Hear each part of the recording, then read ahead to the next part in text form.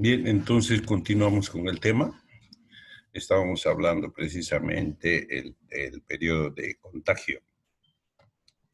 Va a depender principalmente del sistema inmunitario para poder, de alguna manera, ser susceptible a la presencia del virus en el organismo, ¿no?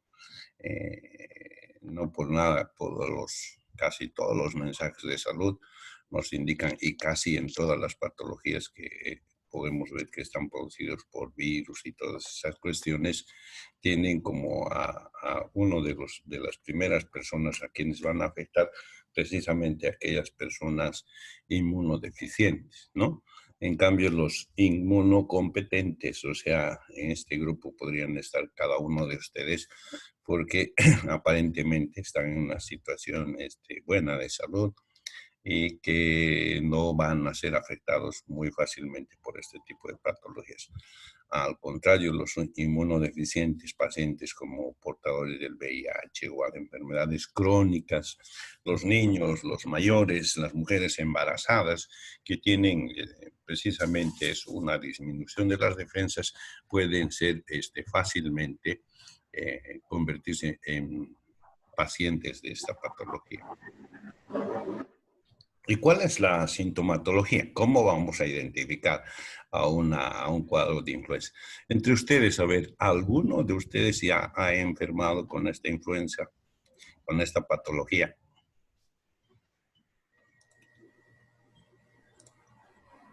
¿Alguien? Yo no, Ah, no. o sus padres, sus familiares. Entonces, sobre todo, en los lugares donde hayamos tenido pacientes nos hemos dado cuenta de la gravedad del problema, porque es un problema que de pronto surge en la casa y que es una persona que empieza a tener sintomatología después de los días que hemos indicado y que en la medida en que no se hace nada, va a empeorar. Va empezando a respirar con dificultad, hay mayor afectación al organismo. Entonces, se ve claramente, ¿no?, que el quebrantamiento de la salud debido al avance a la cantidad, o sea, va a depender también de la cantidad de virus que existe en el organismo, eso que se llama carga viral, ¿no? Entonces es importante. En el tema de la influenza, lo que podemos sobre todo resaltar es que cuando existen complicaciones y no hay una atención inmediata, generalmente termina con el deceso de este tipo de personas. En los síntomas podemos sobre todo ver fiebre, son gente que se va a presentar generalmente con un aspecto característico, ¿no? Sudorosos, de principios de un color medio colorados, luego puede haber escalofrío, golpes de tos, van a referir dolor de garganta. ¿Qué se dice también al dolor de garganta en terminología médica? Por ejemplo, dolor al tragar. Disfagia. Disfagia es un término que más bien se refiere a la dificultad a la alimentación. Bueno, que es igual, ¿no? Hay otro término. Odinofagia. También. Entonces, fíjense, hay terminología que tenemos que aprender a hablar y no poner, como estamos poniendo aquí, dolor de garganta. Entonces, como médicos que somos, cuando ya estén haciendo, por ejemplo, trabajo en el hospital, en la historia clínica, en algún congreso, los médicos ya no dicen dolor de garganta, ¿no? Va a haber disfagia, va a haber odinofagia, entonces ya sabemos que se está refiriendo al dolor de garganta. Por eso es importante. Ahora que me acuerdo, tenemos un glosario. Por favor, lean del glosario. De allá voy a sacar por lo menos unas 5 preguntas para el examen de competencia. ¿Ya? Luego, hay secreción o congestión nasal, que es parte, digamos, también del síndrome gripal corriente. Normalmente la salida del fluido de la nariz, la rinorrea es uno de los síntomas. Lo primero que hacen es, ay, creo que me estoy agripando. Entonces, un prodromo es un aviso que va a ir complicándose en la medida en que la patología avance. En este caso, también. ¿no? Hay dolores musculares o corporales porque hay también afectación al tejido muscular y hay a los tejidos de la región articular. Esto es lo que provoca dolores, ¿no? Hay dolor muscular corporal, dolor de cabeza, hay fatiga, hay cansancio. En algunas personas puede haber vómitos, diarrea. Y sobre todo, ¿cómo veríamos? A ver, imagínense a una persona con fiebre, tosiendo, dolor de garganta, secreción, congestión nasal, dolores musculares, dolor de cabeza, fatiga. ¿Cómo lo verían o cómo se imaginan a este paciente? ¿Sentado en el jardín, paseando por la plaza? ¿Cómo lo verían?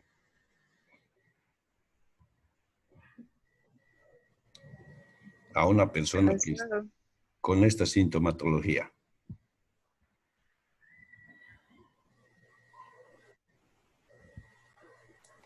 ¿Cómo estaría esa persona? ¿Cuál sería la actitud? O sea, ¿cómo se estaría? ¿Estaría feliz, paseando? ¿Estaría en la calle, sentado en la acera?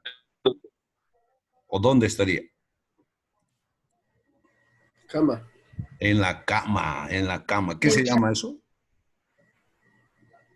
En medicina también tiene nombre. Acamadas. Sí, está bien. Otro nombre. Imunodeprimido, doutor. Inmunodeprimido también, otro nombre. Yo le diría paciente postrado en la historia clínica, ¿no? La postración es un paciente que está en la cama, está con todo lo que está rojo, está sudoroso, está tosiendo, está con dolor de garganta, hay secreción nasal, a su lado una canasta con mucho papel del que ha usado para limpiarse, no puede moverse, está cansado. Entonces es un paciente postrado para evitarse detallar todos los sintomatologías, ¿no? Entonces, el término que se utiliza, paciente en situación de postración, significa que tiene toda esta sintomatología. Entonces, ya saben, en algunas personas generalmente puede desarrollarse la patología, pero en forma mucho más sencilla, pasar como un cuadro gripal normal y corriente. El único problema es que estas personas que también van a tener esta situación muy sencilla y pasarlo rápidamente, o en algunos casos son asintomáticos también, ¿no? No refieren la patología, no manifiestan la patología, pero sí tienen la capacidad de diseminar, de contagiar. Ese es uno de los problemas principalmente. En esta nuestra emergencia sanitaria, ese es el problema por el cual los pacientes están aumentando de golpe. En Beni, que tuvo un silencio epidemiológico bastante grande, ¿no? O sea, varias personas no han podido, ¿cómo se llama? No había casos. En epidemiología se investigó de que no era porque no habían casos, sino porque no habían pruebas rápidas para identificar a las personas que estaban pasando con la patología. Entonces, una vez que se tuvo este material, se pudo identificar la cantidad y hoy saben, está en segundo lugar después de Santa Cruz con la incidencia de casos del coronavirus. Entonces, es importante para nosotros tomar en cuenta este tipo de situaciones porque el diagnóstico temprano nos va a permitir también hacer un tratamiento a tiempo, tomar las medidas de prevención epidemiológicas a tiempo que va a disminuir la posibilidad de mayor cantidad de personas afectadas. Entonces, es muy importante.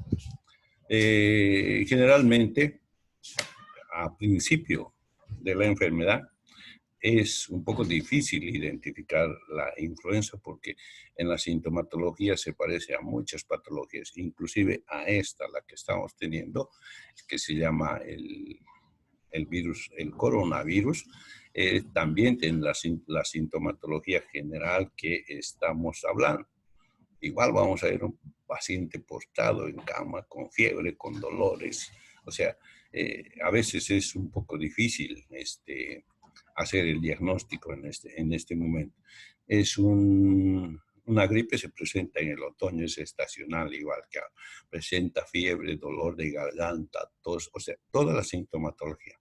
Entonces, no nos queda más que para identificar y hacer un diagnóstico certero y además que nos va a permitir tomar las medidas de prevención. Lo que vamos a utilizar es principalmente el laboratorio. Laboratorio que nos va a permitir identificar al virus y nos va a permitir además hacer un diagnóstico.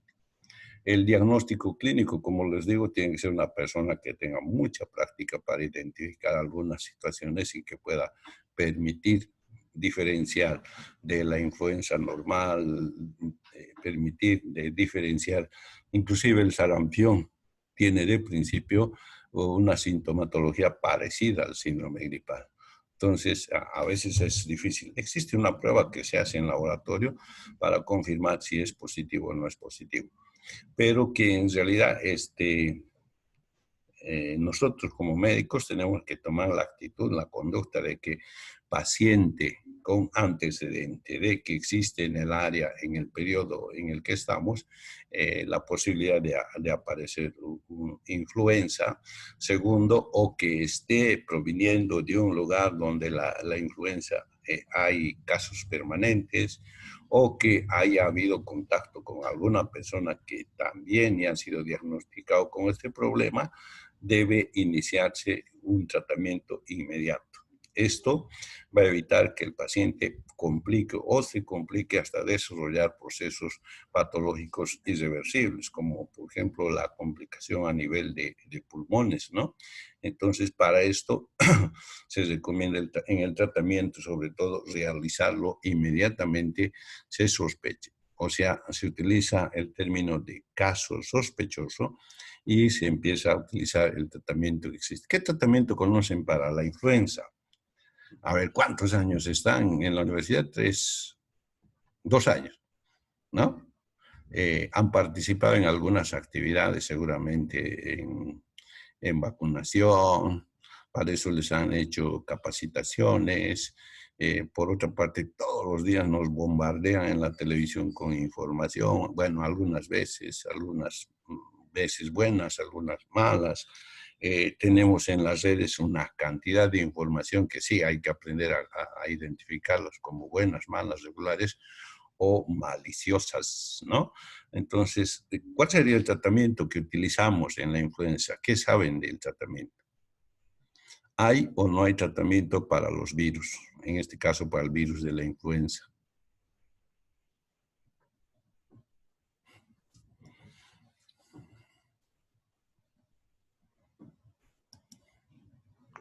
Tendríamos que aislar al paciente de los demás. Bien, aislar al paciente para evitar la diseminación o el contagio. ¿Qué más? Tratamiento medicamentoso. Hay tratamiento paliativo para los síntomas también. ¿Qué se llama? ¿Qué se llama? Paliativos, ¿no? ¿Qué medicamentos darías?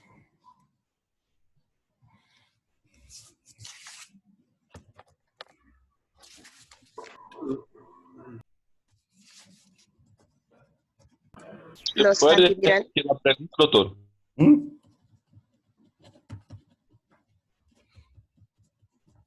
¿Le puede repetir la pregunta?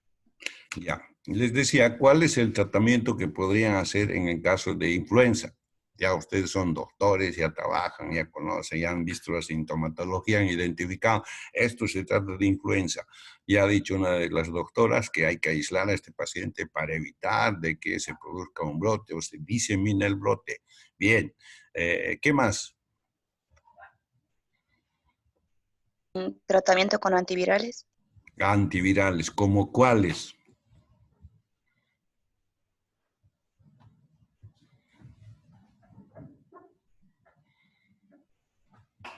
Hay uno famoso, hay uno que está en el paquetario. Cloroquina, doctor. Cloroquina. Es parte del tratamiento. Otro, aquí oficialmente es un medicamento que de primera línea que se utiliza en el programa de control de la influenza. Ya bueno, vamos a ver. Pero aquí quiero antecitos aclararles. Uno de sus compañeros me nos dijo tratamiento paliativo. ¿Qué entendemos por paliativo? Nosotros iremos tratar apenas los síntomas, disminuir la... Eso se llama tratamiento sintomatológico, ¿ya? Sí, doctor. O sea, en el tratamiento sintomatológico hemos visto que este paciente está con mucha fiebre. Entonces, utilizaremos antitérmicos, medicamentos para bajar la fiebre, como el famoso paracetamol, como otros medicamentos. Dipirona, ¿no? El metamisol o la dipirona, sobre todo, bueno, en Brasil la dipirona es el medicamento para bajar la fiebre de primera línea. Acá en Bolivia es el paracetamol. Bien, viene dolor igualmente. A este sí le vamos a dar paracetamol porque le va a servir para calmar la fiebre y también el dolor. Y entonces estamos haciendo tratamiento sintomatológico. Cuando decimos paliativo, nos estamos refiriendo a medicamentos que de alguna forma van a apoyar psicológicamente, van a apoyar en la motivación, pero que en la realidad la función que tiene no va a ser siempre directamente sobre el mal, ¿no? A ver, por ejemplo, hay una persona que tiene un problema en su periodo menstrual. Dice, doctor, se me ha atrasado, qué tal, qué cual. Nosotros sabemos que podemos utilizar hormonas o pensar que puede estar embarazada, ¿no? Se hace todos los cálculos y no está, no, o ella tuvo relaciones, pero en un tiempo en que no correspondía a eso. Entonces, la convencemos, le decimos a usted, señorita, no va a tener problema, vamos a utilizar esta ampolla que es bastante buena y le va a mejorar. ¿En qué aplicamos? Complejo B, ¿no? Tiene un color rojo y le aplicamos, es un poco doloroso, le anticipamos, es doloroso, va a tener, y esperemos. Como no ha habido ningún problema de concepción ni nada de esas situaciones, el ciclo se va a regularizar, ¿no? Debido a que la idea de que está embarazada, ese estrés que le va a producir esto, le va a provocar precisamente esa amenorrea, falta de la menstruación.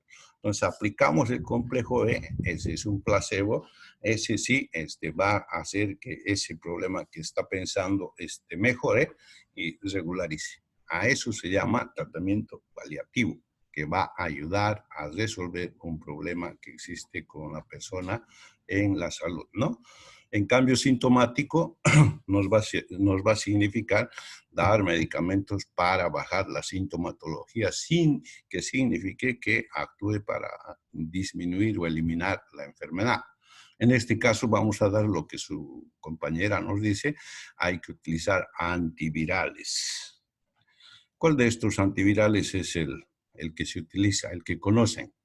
A ver, dice el fosfato de oseltamivir, tiene su nombre conocido como Tamiflus. El Salamavir tiene su nombre comercial como el Zelanza, el Paramivir como Rapivavoc, el Baloxavir, Marboxil como Sofluxal, el Aciclovir, y hay un montón más, la mantarina, son antivirales. En este caso, en el caso del que estamos hablando de la influenza, vamos a hablar principalmente de los oseltamivir, que es un antiviral que está en programa, que es un antiviral también que las personas ya lo conocen. Hay algunas personas que conocen esto y utilizan como un medicamento de prevención antes que inicie la patología. Entonces, no tiene efecto si no hay el virus. Entonces, generalmente se recomienda que esto debería utilizarse bajo la indicación del médico. Entonces, aparte de eso, cuando estamos haciendo el tratamiento, de principio tenemos que ver de que el paciente haga lo principal, lo que dijo la señorita, hay que aislar. ¿Por qué será que tenemos que aislarla? Porque ser un riesgo para las otras personas. Exacto, se convierte en un factor diseminador de la patología, ¿no? Esa persona que está tosiendo, esa persona que está dando la mano, esa persona que está apoyando la mano en el micro, se convierte en una persona que va a ir diseminando el virus. Y de uno se puede convertir a muchas personas. Entonces lo que se hace es la hospitalización en lugares adecuados, o sea, aislados. Lugares donde él pueda evolucionar, pueda recibir tratamiento. Sí, ¿cómo? Puede contrair cualquier enfermedad. Así es. Entonces, todas estas situaciones hacen que a este paciente, epidemiológicamente y también en medicina, debe aislarse para evitar que contagie a otras personas. Hay medidas ya en salud pública que están establecidas, como los filtros, por ejemplo. Si dentro del curso yo veo a una persona en la situación en la que hemos dicho, con tos, con fiebre, está sudorosa, está medio desmayada en el cuarto o en el curso, yo tengo que ver, identificar si ahorita está mal. Sí, bueno, vamos al médico, el médico le dirá qué es lo que tiene que hacer y además le dirá, vaya y descanse a su casa, se amerita. Y si amerita hospitalización, entonces lo van a hospitalizar, van a hacer laboratorio, van a identificar y lo van a aislar hasta que resuelva el caso. Eso va a evitar que los compañeros de su curso que están sentados al lado y en realidad toda la sala adquieran el virus, porque él está diseminando en la tos, en todo lo que toca, en lo que saluda, en lo que habla. A eso se llama filtros de selección de pacientes sospechosos. Entonces, para eso, el médico o las personas que están dirigiendo la reunión tienen que tener la capacidad de identificar para evitar este tipo de problemas, ¿no? Entonces, parte de los filtros son. Generalmente, esta patología les decía, que afecta principalmente en este periodo. Entonces llega una persona al consultorio, le dice, doctor, ¿cómo está? Y empiezan a notar que está tosiendo, está con fiebre. Inmediatamente nosotros clasificamos con los criterios que hemos visto como paciente sospechoso de la patología de la estación o de la temporada. Es influenza, ¿no? En este caso ya puede ser influenza, podemos pensar en coronavirus, podemos pensar ya no tanto en dengue porque ha bajado la incidencia. Entonces, lo primero que hacemos, esta persona puede tener una de estas dos enfermedades, por lo tanto, debo tomar las medidas de bioseguridad, distancia, uso de guantes, barbijos, y que nos van a permitir seguir atendiendo, si no, nos van a también cerrar a nosotros en la, ¿cómo se llama? En el aislamiento. No sé si han escuchado una información, hay un grupo de médicos, 12 médicos creo, del hospital de Caranavi, el lugar donde hubo anteriormente la muerte de una doctora interna por un problema de un virus también, leptospirosis creo. En el mismo lugar han cometido el mismo error. Ahí en el tiempo en que enfermó esa doctora interna ha muerto el gastroenterólogo, ha muerto el médico que atendió a la paciente, junto con la médico interno también que falleció. Hoy nuevamente ese equipo está en aislamiento. ¿Debido a qué? Debido a que han atendido a un paciente portador del coronavirus sin tener ningún tipo de seguridad, ¿no? Entonces ahí ya es falla de las personas, no de las personas, sino del personal. Estamos en estado de emergencia y cualquier tipo de paciente, bajo el principio de universalidad en bioseguridad, tiene que tomar las medidas de protección necesarias. Entonces ahí hay un error y esas personas han dejado sin personal al hospital. Por eso es que la población está enojada, está renegando y todo eso. Bien, entonces ese aislamiento nos va a permitir, habíamos dicho, disminuir la posibilidad de diseminación. Ya en el tratamiento, cuanto más antes empecemos, mucho mejor, ya les decía, porque va a disminuir la posibilidad de complicación o la producción de sintomatología. Porque lo que hace el antiviral es sobre todo disminuir el desarrollo de los virus, de modo que la carga viral no llegue al límite para producir sintomatología más manifiesta, ¿no? Entonces, para eso se usa en primera línea acá en el Programa Nacional en Bolivia, se usa el oseltamivir, que tiene el nombre comercial de Tamiflus, ¿no? También está el Zanamivir, que es un medicamento que viene sobre todo en forma de sprays para inhalar. También tenemos el Paramavir, que se utiliza en forma endovenosa, y también tabletas de Valoviral que vienen en forma de suspensión para la toma de los pacientes. Entonces, hay una serie de antivirales que se pueden utilizar. Va a depender sobre todo del lugar donde están ustedes. Por ejemplo, en otros lugares el oseltamivir está en un lugar no alternativo de tratamiento, pero para nosotros en el programa nacional es el oseltamivir el antiviral de primera línea. Luego se hace el tratamiento sintomatológico, la internación del paciente y todas las otras medidas que se deben tomar en cuenta cuando estamos tratando este tipo de cosas. El tema de la propagación de la influenza, ya hemos dicho, hay diferentes formas, la forma directa, la forma indirecta. La directa, aquella que se produce de persona a persona, beso, abrazo, estornudo y todas esas cuestiones, ¿no? La indirecta, cuando hay un intermediario, uso de fuentes, cucharas, utensilios, vasos, ropa, que están impregnadas con estos virus y que de alguna manera van a llegar a las mucosas a partir de la cual van a empezar a infectar a los pacientes susceptibles. Y una de las cosas también es las manos. En realidad, las manos son una herramienta de estas patologías que le sirven como intermediario para llegar a la mucosa oral, a la nariz o a las conjuntivas, que son los lugares por donde pueden entrar estos virus. Lo mismo que en el coronavirus, ¿no? Y sabemos y está demostrado que el lavado de manos es una de las primeras medidas para evitar este tipo de patologías.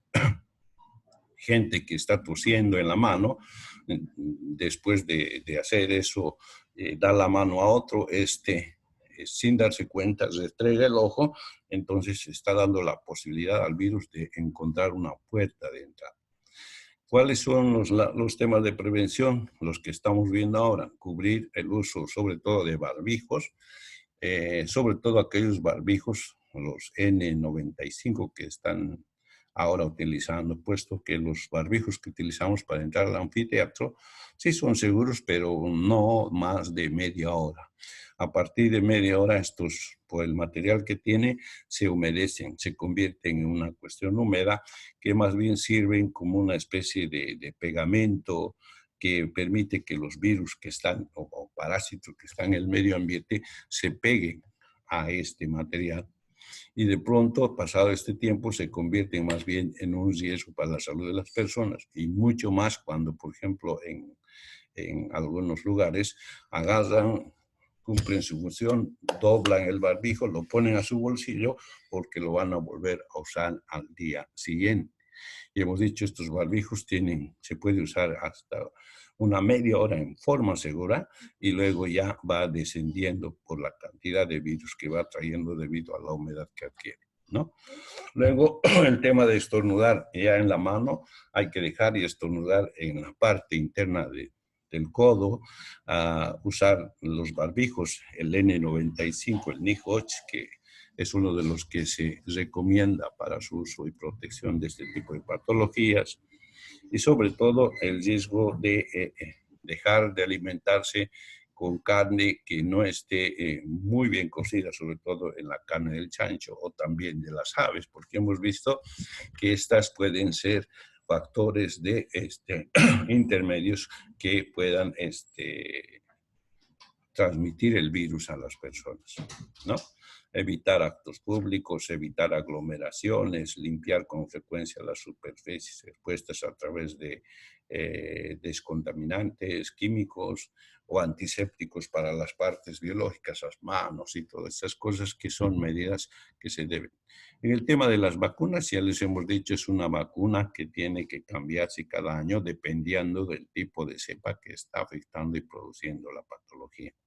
Se prioriza, habíamos dicho, a los niños menores, a las mujeres embarazadas y sobre todo a las personas mayores que o son pacientes susceptibles de tener esta patología. ¿Qué más? ¿Alguna pregunta hasta aquí?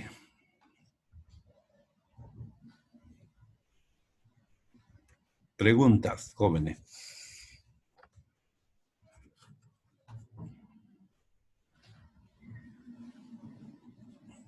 Dime, Doutor, Moisés. o fármaco de aciclovir, eu posso usar para que enfermidade, além de herpes? El aciclovir es un medicamento de primera línea precisamente para este tipo de procesos virales. Herpes febril, herpes labial, el herpes que se produce aquí a lo largo de los nervios intercostales. Para eso sí Eu se posso puede usar usar. aciclovir para outra enfermidade, doutor? También se puede usar, pero va a depender del tipo de patología. Por ejemplo, en este caso, el aciclovir puedes usar en algún problema viral, pero el efecto no es el mismo para las patologías. Entonces hay que elegir el de primera línea, aquel que de preferencia va a tener buena actividad. Después, los antivirales sí se pueden utilizar, no hay problema. No es como los antibióticos, ¿no?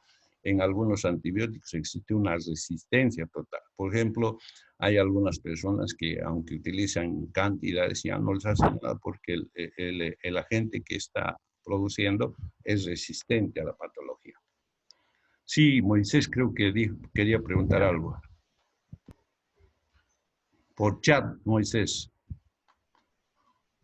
Em chat, doutor. Sí, a ver alguien si puede leer el chat. Bien, ¿alguna otra pregunta? Sim, eu tenho. Dime. Eu fui a uma viagem com toda a minha família, há Ajá. mais ou menos 3 semanas, e um primo se quedou com coronavírus. Ya, E eu e minha família estavam com contato direto com esse meu primo. ya. E minha madre e meu padre se quedaram com dolor musculares, dolor de cabeça, pero nadie se quedou com inflamações pulmonares, nada pulmonar, nada pulmonar, nada pulmonar. Ya. E como eu posso saber a diferença se é uma influenza ou se estava com corona? A ver, lo que tenemos que hacer en este caso, hay que hacer la prueba de diagnóstico rápida, ¿no? Ese es uno de los errores que estamos cometiendo en epidemiología. El coronavirus produce un grupo de personas asintomáticas, no les produce molestias, o si les produce son mínimas, y eso va a depender del sistema de defensa, pero eso no quita el hecho de que puedan estar contagiando a otras personas, ¿no? ¿Cuál es la mejor forma para identificar las pruebas de laboratorio para diagnóstico de influenza y la prueba rápida que se hace para identificación del virus o del coronavirus? Esa prueba que se llama PCR. ¿Saben lo que es el PCR, no? Ya está sintomático respiratorio.